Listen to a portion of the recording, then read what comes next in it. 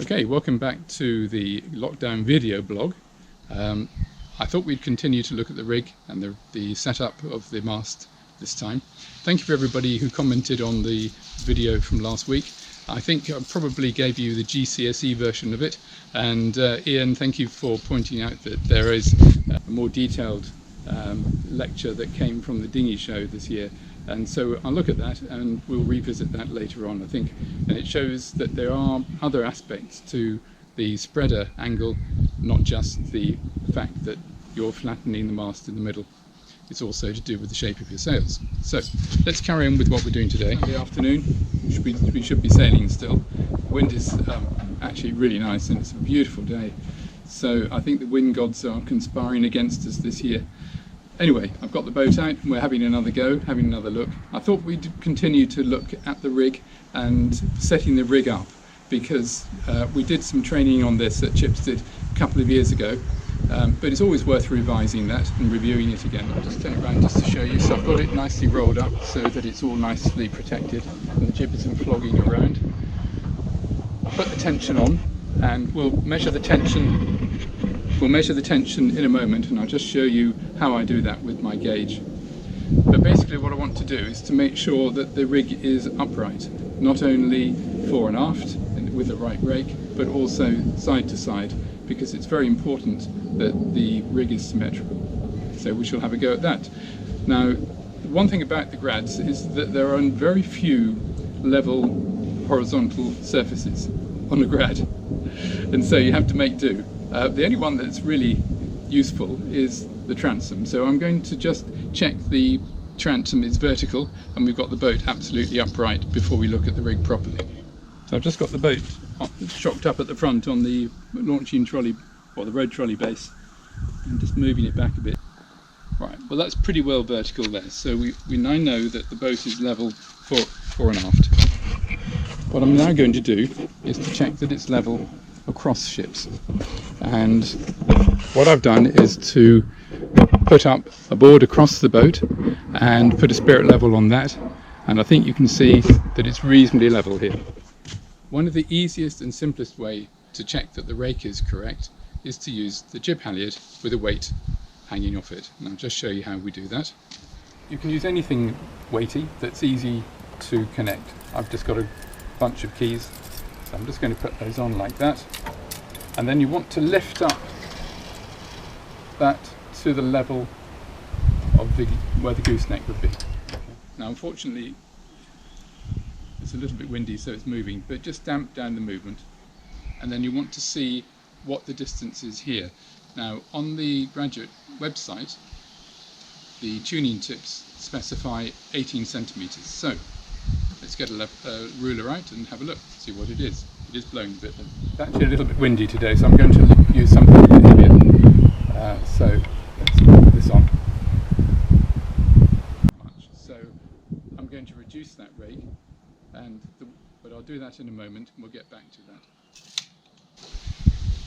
Right, just damp the movement. And then measure and see what that is. So 18 centimeters. Well, 18 centimeters is there. So my rig is very, very raked. Now today I've put the rig up and we're looking at the fore and aft rake, but also any lean from side to side. And we set the boat up so it's level. We've already seen how to do that. And now we're going to look at the way that the main halyard is hanging and seeing whether it's, although it's oscillating a bit, whether it's fairly upright from a side-to-side point of view. So let's put that to the test. I think it looks as if it's fairly vertical, within the degrees of error that we can work to. Okay, so I'm just going to take the tension off so I can adjust the rig. There we are. Now at the moment I've got a standard clevis pin on here, so I'm just going to take that off because I'm going to replace it with one of the quick pins that we were talking about last week. So I've got one at the bottom and I'm just going to replace it with this one here. That the the shrouds are not always going to be exactly the same length, and so sometimes you get a bit of a lean on the rig from one side to the other. So you may have to make an adjustment on the gauges at the bottom of the shrouds just to compensate for that. But we look as if we're pretty level. Was on the third hole down at the back. When I had Marksman, my previous boat, 3008, I always had it on the second one down, and that's where I've moved this one to with this quick pin. But each little step has quite a profound effect on the rake of the mast. So I'm just going to change the other side as well, and we'll see exactly what effect it's had.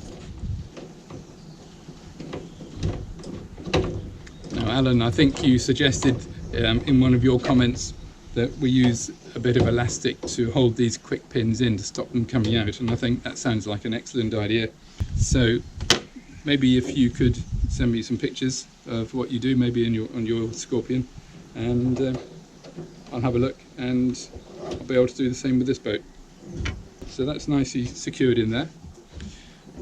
Now you can see how quick it is to move that. So each time you come to sail, you might look at the wind conditions and decide actually that you want to move these. And with Alan's suggestion of a little bit of elastic, they're easily moved, easily kept in place. Right, let's put the tension back on again, and we'll see what the rake is like having moved those up by one hole. So last time when I measured this, the rake, we were up at about 25 centimetres. I've moved it one hole up, and now we are basically bang on. If I take the way that you do that, we'll have a look in a moment, but we need to measure the thickness of the shrouds to be able to calibrate properly. Okay, so having changed the rake of the mast, we now need to recalibrate the rig tension, and I'm going to do that with my rig tension gauge. Measure that to see exactly where we are. So this is the super sparse version of the rig tension gauge. It works fairly well enough. I'll show you how to use it in a moment. It's dependent on the thickness of the wire, and we've measured that just a moment ago, and the scales at the top have got 2.5 millimeters, 3 or 4. We're going to use the one in the middle, the 3, and the scale down here measures the rig tension in kilograms, or in brackets, pounds. And yep, we're on 3 millimeters. Put the wire through the smaller one of these gaps here, so that goes in like that. And what I do then is to pull back this top one until we get to the black mark here, and then I'm looking at the center of the wire. The way it works is by distorting the wire in the groove, and you can see how the wire is distorted like that, and then the measurements taken up at the top here. Now, one quick way of deciding whether you do have enough rig tension on for particular conditions is when you are beating, look to see what the leeward shroud's doing. So as you're going up on, say, on port, the starboard shroud should be tight. If it's not, just pull on a little bit more tension until it stops flapping around or being sagging. Same on the other side, of course, when you're on the starboard tack. And by doing that, you get enough rig tension for those conditions, and it's a really good way of adjusting the rig for conditions on a particular day. So we take the average, say 28, which is about 155 kilos or 340 pounds, which is quite a lot. So I'm happy with that. But the other way of doing it is just to listen to what it sounds like. And that sounds about right. I've just marked the top of the hook here with a felt tip pen and put 2.5. Well, there we are. I hope that's been of some interest. What I'd quite like to have is some video diaries from you as well.